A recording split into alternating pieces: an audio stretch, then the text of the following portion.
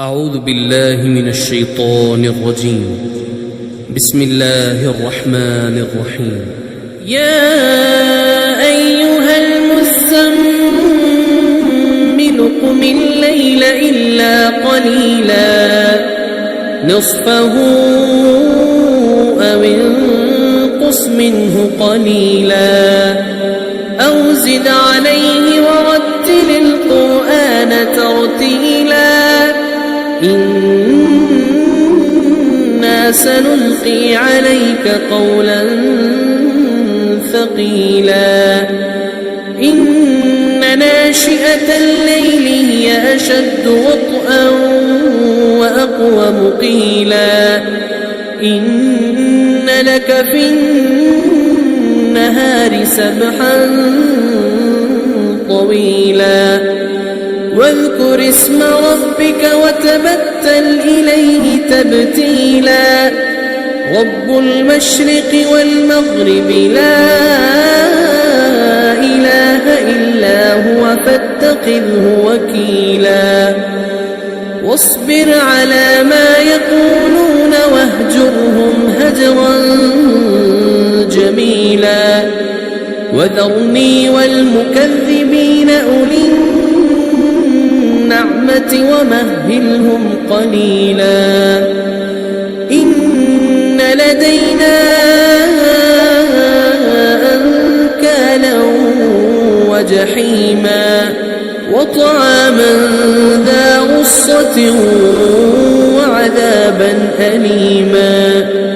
يوم ترجف الأرض والجبال وكانت الجبال كثيبا مهيلا إنا أرسلنا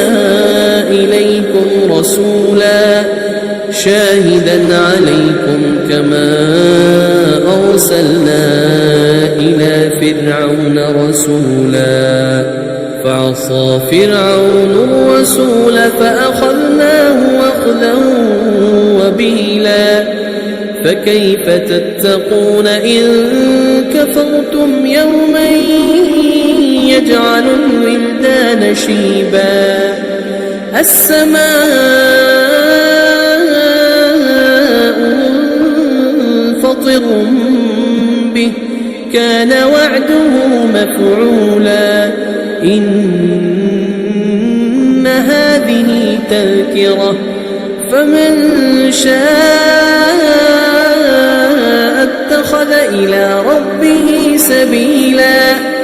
إن ربك يعلم أنك تقوم أدنى من ثلثي الليل ونصفه وثلثه وطائفة من الذين معك والله يقدر الليل والنهار